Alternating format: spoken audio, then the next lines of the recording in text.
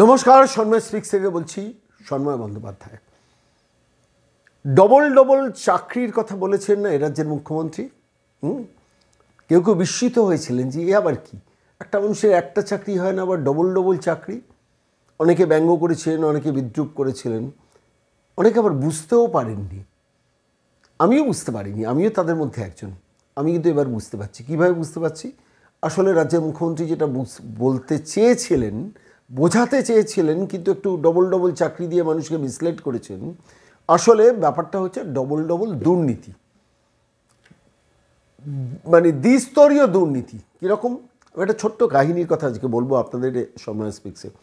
আমি গতকাল এবিপি আনন্দের টক শোতে দেখছিলাম, একজন যোগ্য চাকরি হারিয়েছেন, তাকে এবিপি আনন্দের টক শোতে নিয়ে আসা হয়েছিল। যন্ত্রণাবিদ্ধ সেই মানুষটি বলছেন যে দেখুন, আমি কত রকমের বিপদে পড়েছি, আজকে আমার চাকরি গেছে, সে চাকরি ফিরে পাবো কি না জানি না। সেই সময় দাঁড়িয়ে আমার খালি মনে হচ্ছে 2014 সম্ভবত তার প্রাথমিকের টেটে উত্তীর্ণ হওয়ার পর আমি প্রাথমিকের স্কুলে শিক্ষকতার চাকরি পেয়েছিলাম, সেই শিক্ষকতার চাকরিতে জয়েনও করেছিলাম। তার পরবর্তীকালে 9, 10, 11, 12 শিক্ষকতার চাকরিতে যখন উত্তীর্ণ হলাম, শেষ পর্যন্ত সিদ্ধান্ত নিলাম যে প্রাথমিকের শিক্ষকতার চাকরি ছেড়ে আমি 9, 10, 11 শিক্ষকতার চাকরিতে আসি। একটু স্ট্যান্ডার্ডটা আপলিফট হবে স্বাভাবিকভাবেই।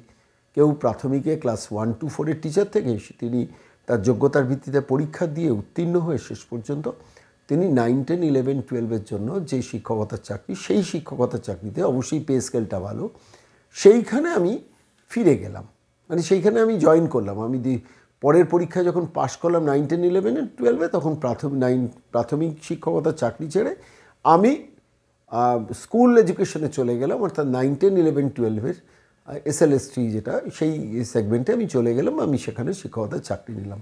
এবার সেইখানে আমার চাকরি চলে গেছে। সুপ্রিম কোর্ট রায় দিতে গিয়ে কি বলল? কেউ যদি পূর্বতন জায়গায় চাকরি ছেড়ে এখানে এসে থাকেন, অর্থাৎ 9, 10, 11, 12 চাকরি পেয়ে থাকেন, তাহলে তাকে সেই অধিকার দেওয়া হচ্ছে তিনি পূর্বতন জায়গায় ফিরে যেতে পারবেন। অর্থাৎ প্রাথমিকে ফিরে যেতে, প্রাথমিক বা অন্য কোনো সরকারি সেক্টর থেকে যদি আসেন, তাকে সরকারকে সেই স্কোপ তাকে দিতে হবে, তাকে যাতে পূর্বতন জায়গায় ফিরে যাওয়ার স্কোপটা দিতে হয়। তো এবার আমি সিদ্ধান্ত নিলাম, ধরুন বলছেন বন্ধক, যে আমি সিদ্ধান্ত নিলাম যে ঠিক আছে, আমার এখানে যখন চাকরি চলে গেছে, আমি পূর্বতন যে জায়গায় চাকরি করতাম প্রাথমিকে, আমি সেখানেই ফিরে যাব। এইবার আমি প্রাথমিকে সেখানে গিয়ে জয়েন করলাম।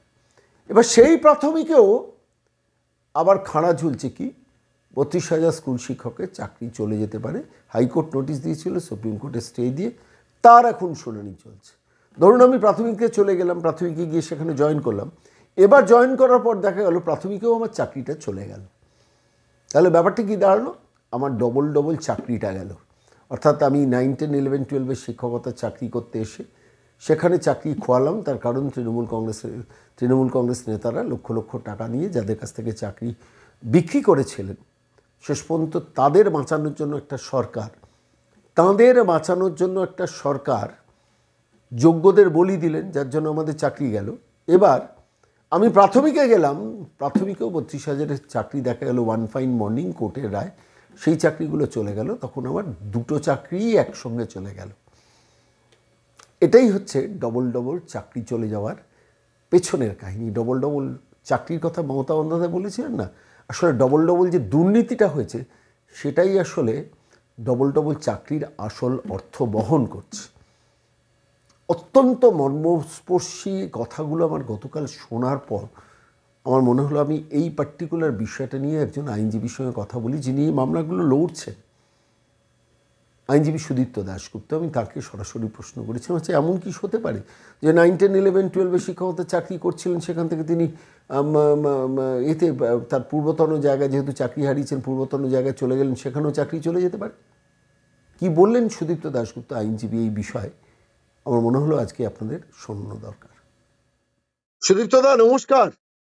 নমস্কার সন্ময় বাবু, বলুন। হ্যাঁ, বলছি, আর এই ডবল ডবল চাকরির কনসেপ্ট নিয়ে একজন যোগ্য শিক্ষক সদ্য চাকরি হারিয়েছেন, তিনি দেখলাম একটি টিভি চ্যানেলের সেটে বসে বলছেন যে রাজ্যের মুখ্যমন্ত্রী ডবল ডবল চাকরির কথা বলেছিলেন না, আমি প্রাথমিক স্কুলে চাকরি করতাম, সেখান থেকে আমি 2014 সম্ভবত তারপর সেখান থেকে আমি এখানে পরীক্ষা দিয়ে এখানে চাকরিতে এসেছি।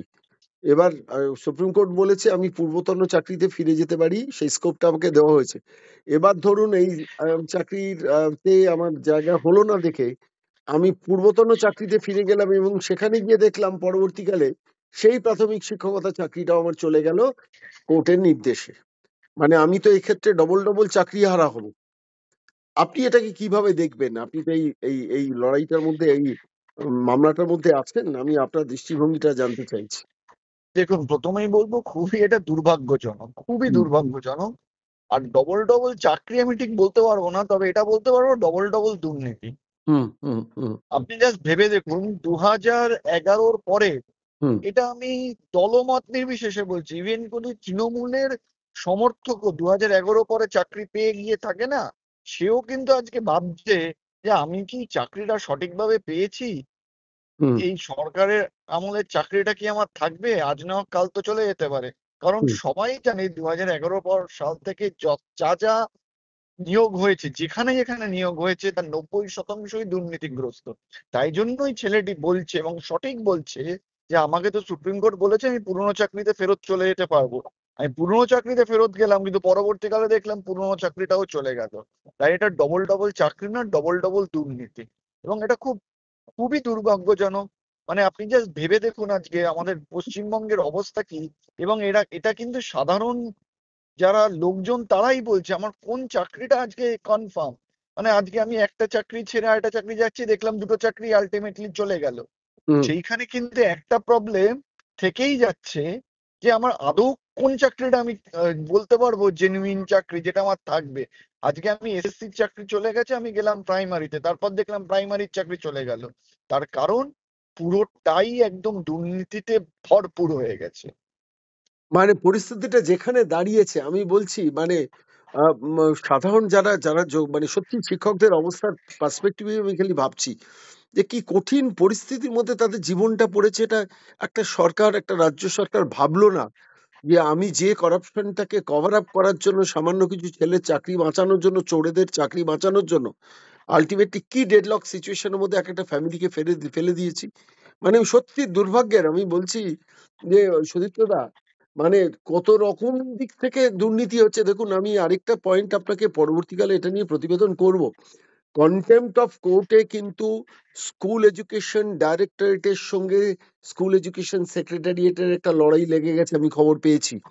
স্কুল এডুকেশন সেক্রেটারিয়েটের সর্বোচ্চ কর্তারা বলছেন আমরা লিখিত দেব না, ডাইরেক্টরেট বলছেন আমরা আলটিমেটলি মানে কোনো নির্দেশ না পেলে আমরা ডিআই কে নির্দেশ দিতে পারি না। ডিআই আবার বলছেন আমি ডাইরেক্টরেটের কাছ থেকে নির্দিষ্ট নথি না পেলে আমি লিখিতভাবে হেডমাস্টার বা টিআই কে বলছি যে আমি কোনো লিখিত নোটিশ আপনাদের দিতে পারবো না।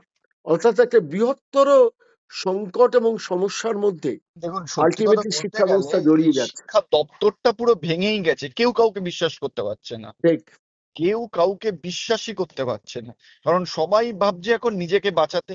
এবং এই নিজেকে বাঁচাতে গিয়ে যেটা আলটিমেটলি হচ্ছে বলুন তো, এই কিছু নিরপরাধ লোক, যেরকম কিছু যোগ্য চাকরি প্রার্থী, হেডমাস্টার, তারপর ডিআইএস, সবাই এই কন্টেম্পটের আওতায় ফেসে যাচ্ছে। আর ওপরে যারা বসে আছে তারা নিজেদেরকে নিয়ে ব্যস্ত।